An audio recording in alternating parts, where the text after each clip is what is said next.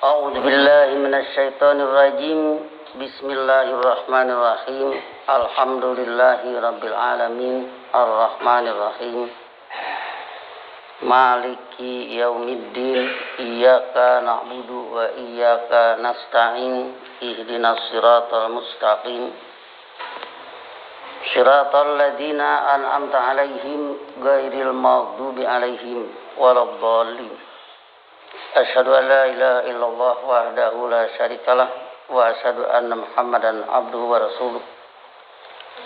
Allahumma shalli ala nabiyyina Muhammadin wa ala alihi wa sallim. Amma ba'du, ayyuhan nas usikum wa iyaya bitaqwallah faqad fazal muttaqin.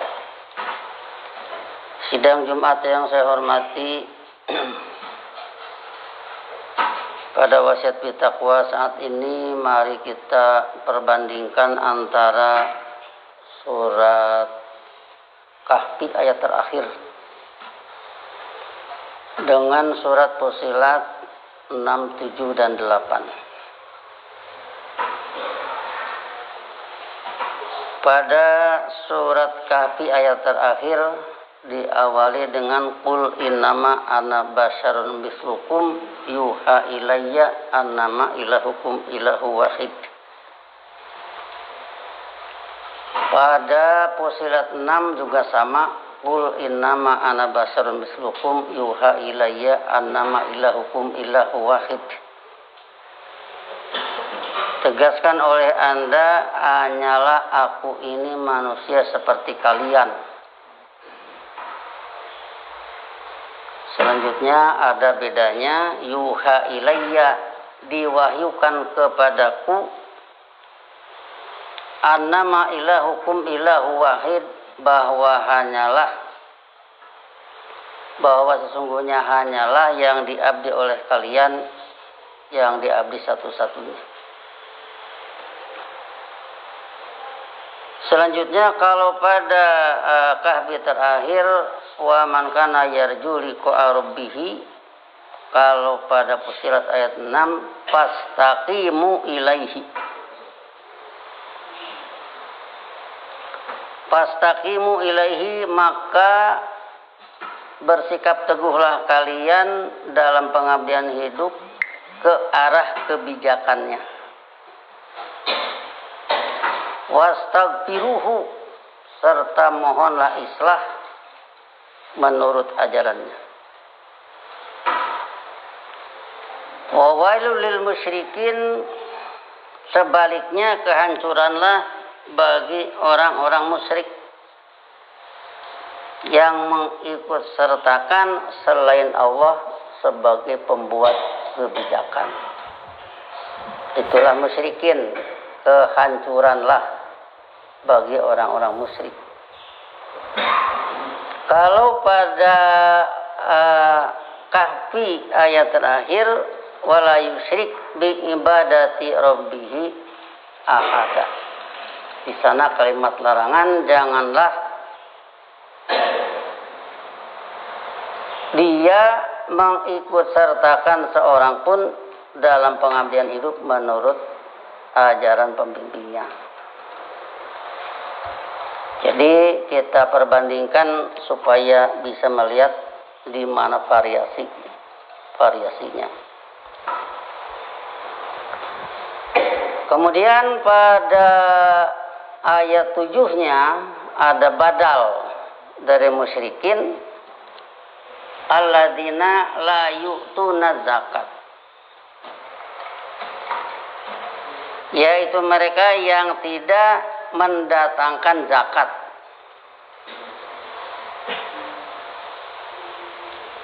Wa hum bil akhirati hum kafirun, yaitu mereka perihal tujuan terakhir, mereka itu bersikap negatif. Jadi tujuan terakhir ini bil akhirah, kalau orang mengartikan kafir terhadap akhirat, kita katakan tujuan terakhir. Sebab walaupun orang menuju akhirat, tetap saja hasanah fil akhirah itu bisa didapat oleh hasanah fid dunya. Jadi dengan demikian maka yakin mencapai hasanah di dunia sama dengan yakin mencapai hasanah fil akhirah. Kemudian tentang alladzina la yu'tuna zakat kita artikan saja tidak siap membiayai hasanah di dunia. Sebab zakat yang disampaikan kepada orang-orang atau petugas-petugas di Islam itu untuk membiayai hasanah di dunia, untuk membiayai kecerdasan dengan penyelenggaraan pendidikan, untuk membiayai kemakmuran, untuk membiayai keadilan, membiayai kesehatan, membiayai keamanan dan sebagainya. Sebab itu semua tentunya perlu biaya.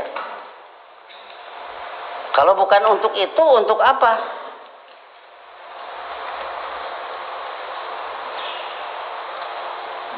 Ya masa seluruh biaya diserahkan ke Allah, ya untuk apa? Kecuali harus kembali ke arah pembangunan hasanah di dunia itu sendiri. Jadi la yu'tuna zakat bisa kita artikan tidak bersedia membiayai hasanah di dunia. Aneh, orang mau hasanah di dunia tapi hasanah di dunia tidak dibiayai. Dama ini saya kebetulan kira-kira 2 hari yang lalu melihat video seorang jurnalis yang keliling-keliling mencari homeless people. Home itu rumah. Kalau homeless tidak punya rumah. Kalau hair itu rambut, hairless tidak berambut. Kalau skin itu kulit, skinless tidak berkulit. Maka ini homeless, tidak berumah, tidak punya rumah. Si jurnalis itu pertama-tama dia keliling-keliling di Pakistan. Ceritanya orang-orang yang tidak punya rumah di Pakistan hidup di antara bekas-bekas kotak. Ya mungkin di belakang gudang dan sebagainya. Di sanalah mereka hidup. Kemudian mengais rezeki dari sampah-sampah yang dibuang orang. Ya kita melihatnya juga tidak tega ya. Sebab jelek-jelek di kita masih punya rumah. Ini homeless, tidak ada rumahnya. Kemudian yang kedua, dia juga cari homeless yang di Cina. Nah, di Cina digambarkan di sana ada gedung-gedung bertingkat, apartemen-apartemen, tetapi ada yang homeless. Yang tinggalnya itu agak mendingan di taman-taman. Ya di taman-taman kan ada tempat berteduh. Kalau hujan dia berteduh. Ya mungkin tidurnya juga ya di sana, di mana lagi. Namanya juga homeless. Tidak punya rumah. Sekitar itulah hidupnya. Tapi walaupun begitu, kelihatannya si jurnalis ini juga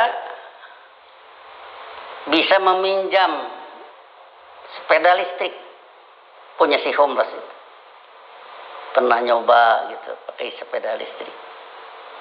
Sepeda listrik kebeli tapi rumah mungkin tidak kebeli. Entah tidak kebeli, entah tidak. Bagaimana saya tidak tahu. Tapi seperti itu. Yang ketiga, si jurnalis juga ke Amerika. Ada juga di sana yang homeless. Tidak punya rumah. Padahal selama ini kita mengenal Amerika itu negara kuat, orang-orang yang pada kaya, tapi ada juga yang tidak punya rumah.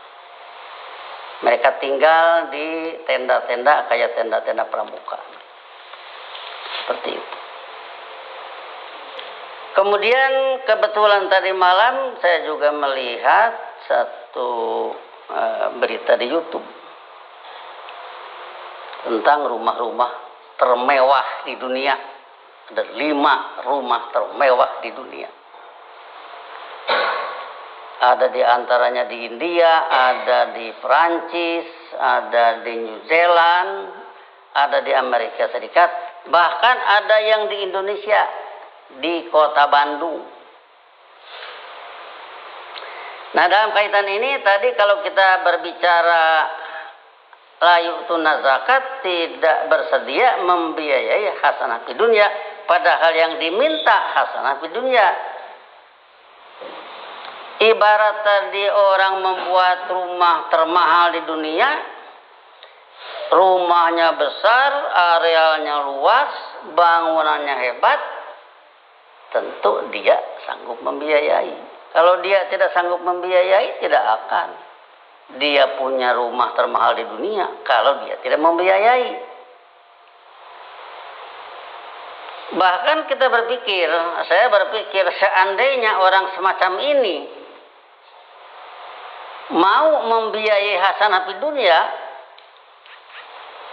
itu biaya rumahnya yang miliaran atau triliunan kalau dirupiahkan.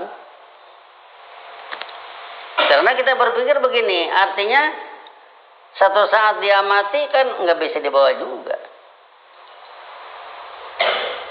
Berpikir ke sana ya. Jadi alangkah indahnya, alangkah baiknya bagi dia dan bagi manusia kalau orang semacam itu mau membiayai hasanah di dunia, daripada nanti ditinggali juga. Ya bayangkan aja rumah seluas itu, orang tinggal di sana yang punyanya paling tinggal di atas kasur sekitar sekian senti. Enggak artinya terus dia kuasai semua, kan enggak juga. Ya tapi itulah satu kebanggaan. Tapi yang saya maksud di sini bahwa dia punya rumah semacam itu, dia sanggup membiayainya. Sekarang kalau orang berdoa Rabbana atina fid dunya hasanah tidak sanggup membiayai, ya mana mungkin ada hasanah di dunia. Jadi artinya dalam hal ini kita berpikir secara kemanusiaan. Wajar kalau orang itu punya uang misalkan demikian banyak. Bagus-bagus saja ya. Daripada kita mendengar orang tidak punya uang, ngasih juga tidak bisa, sedih mendengarnya. Mendengar orang kaya, mendingan daripada mendengar orang tidak punya apa-apa. Tetapi kita lebih indah lagi mendengar orang kaya sanggup memberi, orang kaya sanggup membiayai hasanah di dunia. Tentu ini bagi dia untung, bagi kita yang mendengar juga enak mendengarnya. Bagi semua saya kira tidak ada yang merasa kok begitu kok begini, banding dengan mendengar orang yang punya rumah termahal di dunia saja, hanya itu saja, tidak untuk hasanah di dunia misalkan. Ada sedikit penyesalan. Tetapi kalau orang demikian kaya itu bersedia membiayai hasanah di dunia kayak Khadijah, saya kira tidak akan ada orang yang berpikir menyesal begitu. Nanti bagaimana misalkan dia mati, setelah itu bagaimana? Enggak begitu. Jadi di sini artinya kita sendiri berpikir wajar kalau mengharapkan seandainya ada orang-orang kita ini yang punya, cobalah salurkan apa yang dia punya itu agar di dunia ini juga enak didengar, ke akhirat juga penuh harap. Artinya kalaupun dia meninggal misalkan, ya sudah ada sedekatin jariyatin yang dia tinggalkan, dia dikubur gedung yang dia korbankan tidak ikuti kubur. Sebab bagi kita kalau berbicara idza mata ibnu adama in qata'a amaluhu illa min salasin yang tidak dikubur, shadaqatin jariyatin au ilmin yuntafa'u bihi, dia meninggalkan ilmu yang ada manfaatnya, dia dikubur, ilmu yang ada manfaatnya tidak ikut dikubur. Awaladin sholihin yad'ulahu, dia ikuti kubur, anak yang dia didik tetap berguna, tidak ikuti kubur. Generasi muda yang diurus pendidikannya pada cerdas tidak ikuti kubur, bahkan melanjutkan kemakmuran, melanjutkan kecerdasan, melanjutkan kesejahteraan dan sebagainya. Jadi disinilah artinya kita berbicara tadi yang homeless, berbicara tentang rumah termahal di dunia, kita melihatnya dari sudut Al-Quran. Homeless misalkan kok sampai terjadi seperti itu, berarti mungkin tidak ada di dalam sistemnya, dia harus menempati apartemen, kira-kira begitu mungkinlah. Saya juga kurang tahu, tapi yang jelas si jurnalis itu di dalam video itu satu tentang homeless yang di Pakistan, yang kedua homeless yang di Cina, tiga homeless yang di Amerika. Itu antara lain yang kita telusuri. Kemudian dengan ayat yang ke-8 ya, innalladzina amanu wa amilus solihati lahum ajrun ghairu mamnun, sesungguhnya mereka yang berpandang bersikap hidup dengan ajaran Allah menurut Rasul, yaitu yang berbuat tepat menurut yang demikian, dengan ajaran Allah menurut Rasul, yaitu yang berbuat tepat menurut yang demikian, lahum ajrun ghairu mamnun, bagi dia imbalan yang tidak ada putus-putusnya. Begitu dieksplor pengkamusan, mana yamunu mannan al-habla, artinya koto'ahu. Kalau yamunul habla, memutus tali, maka ghairu mamnun, tidak ada putus-putusnya. Apa yang tidak ada putus-putusnya? Ajrun, imbalan.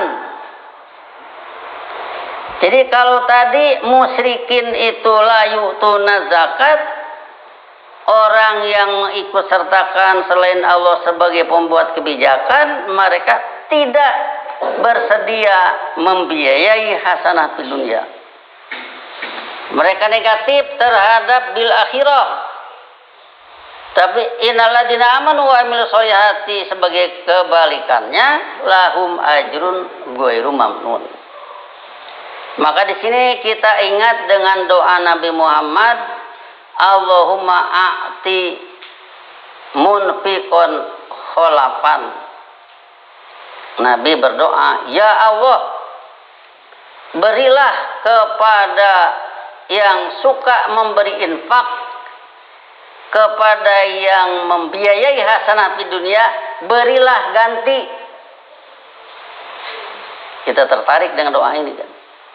Jadi yang mau memberi dan membiayai hasanah di dunia itu, Nabi berdoa berilah ganti. Berarti begitu habis, misalkan dianggap habis, ada gantinya. Dia infakkan sekian, nanti ada gantinya lagi. Dia infakkan sekian, ada gantinya lagi. Itulah doa Nabi yang sangat menarik. Dan kita harus tertarik dengan doa itu. Kemudian yang kedua, Allahumma a'ti mumsikan talafan. Ya Allah, berilah orang yang kikir kehancuran. Masa kita tidak takut yang berdoa Rabbana atina fid dunya hasanah dengan doa Nabi ini? Nah, jadi doa Nabi ini kalau dikaitkan dengan ayat tadi sama dengan wa wailul lil musyrikin. Sebab musyrikin ini la yu'tuna zakat, tidak bersedia membiayai hasanah fid dunya. Kemudian innalladzina amanu wa amilus solihati lahum ajrun ghairu mamnun, tentu kita kaitkan dengan Allahumma a'ti munfiqon kholafan. Ya Allah, berilah orang yang suka memberi biaya, berilah ganti. Khalafun itu ganti. Jadi disinilah artinya kita berbicara pada kesempatan ini. Mudah-mudahan dengan demikian membuat kita semua terus bersemangat dengan pinta hasanah di dunia dan terus bersemangat membiayainya tanpa takut kehilangan, sebab Nabi berdoa mudah-mudahan Allah memberi ganti. Barakallahu li wa lakum fil Qur'anil azim wa nafa'ani wa iyyakum bima fihi min ayati wa dzikril hakim wa taqabbala minni wa minkum tilawatahu innahu huwas samiul alim wastaghfiruhu innahu huwal ghafurur rahim.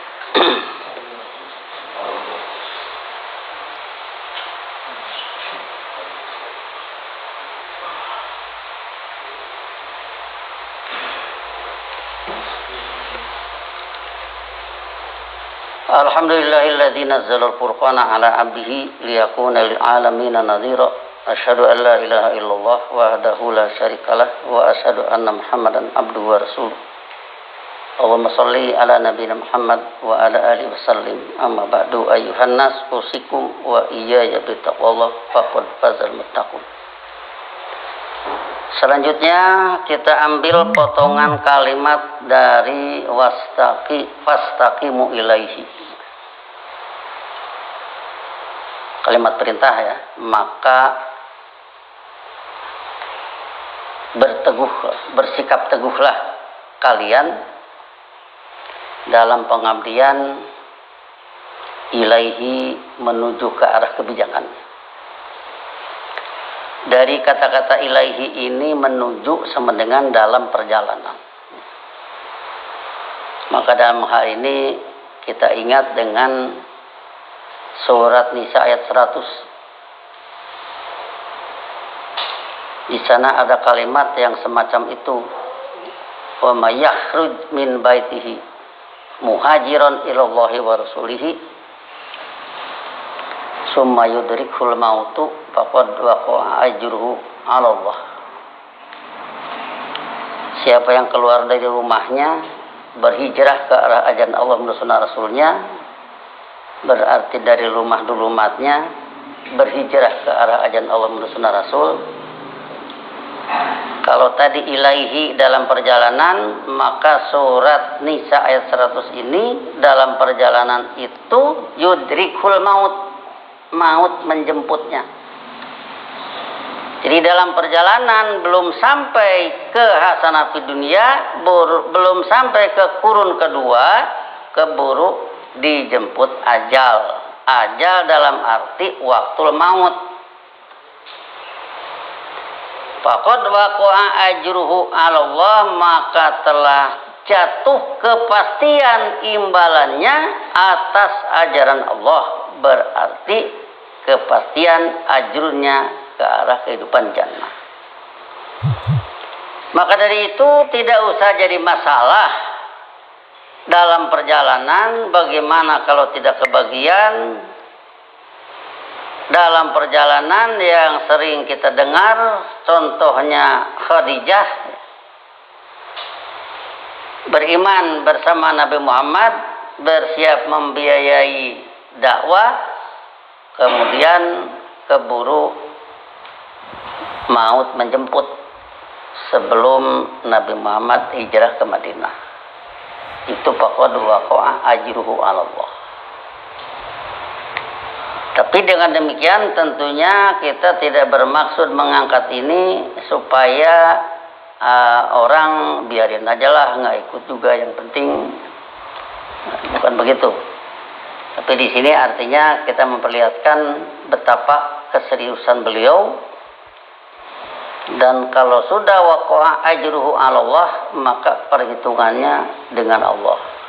Berarti keseriusan Khadijah luar biasa dalam hidup ini mengejar hasanah di dunia. Beliau itu janda kaya.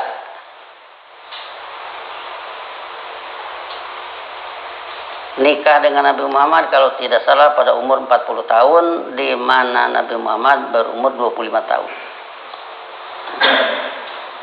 Nah, jadi tidak janggal kedengarannya kayak orang yang bikin rumah termahal di dunia ya.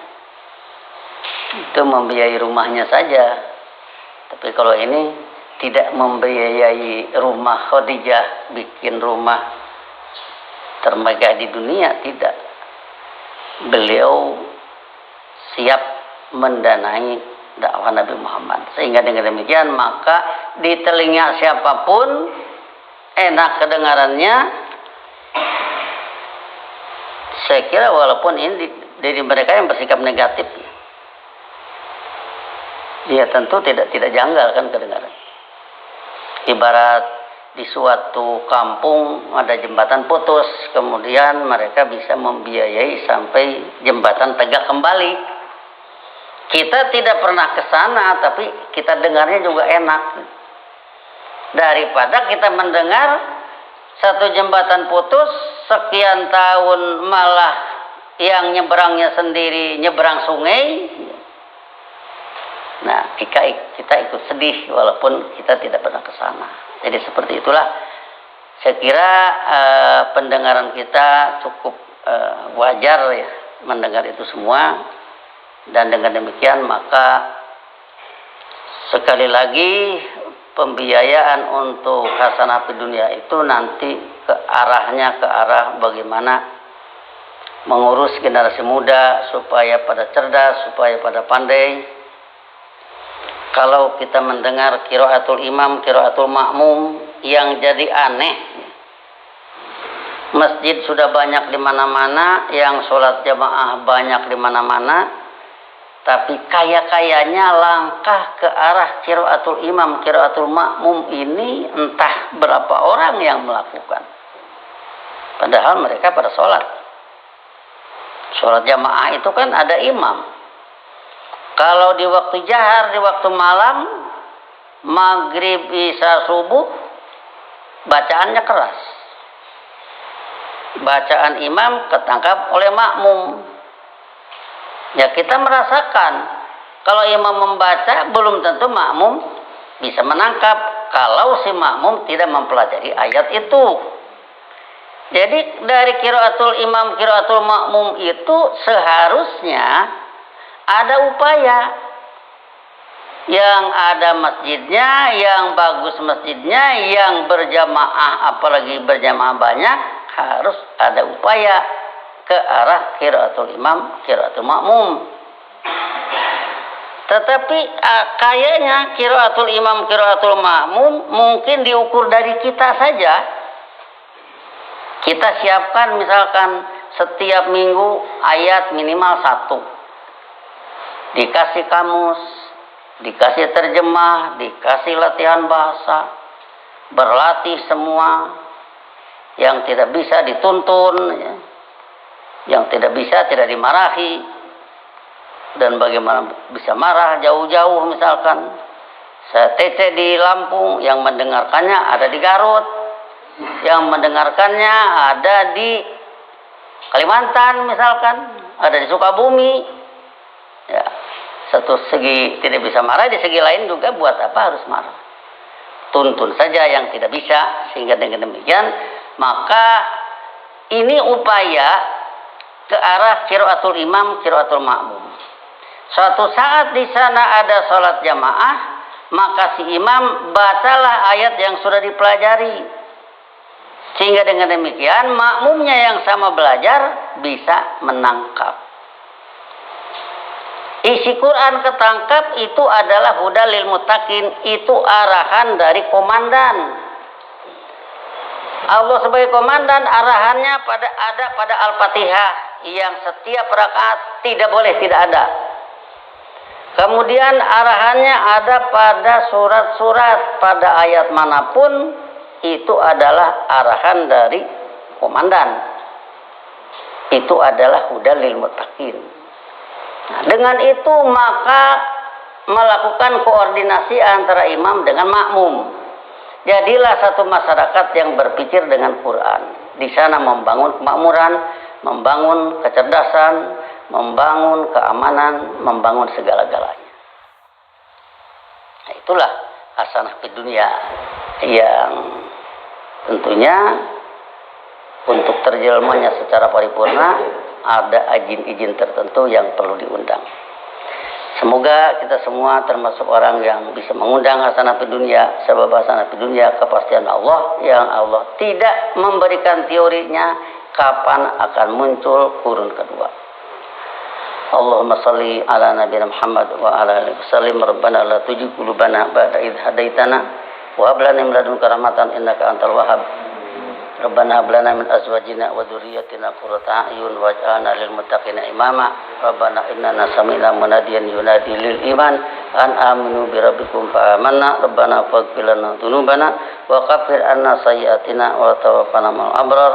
Allahumma inna ala dzikrika wa syukrika wa husni ibadatika. Rabbana atina fid dunya hasanah wa fil akhirati hasanah wa qina adzabannar. Ibadallah, innallaha ya'muru bil 'adli wal ihsan wa ita'i dzil qurba wa yanha 'anil fahsya'i wal munkar wal baghi ya'idukum la'allakum tadhakkarun. Fadhkurullaha yadhkurkum wad'uhu yastajib lakum wa la dzikrullahi akbar. Wassalamualaikum warahmatullahi wabarakatuh.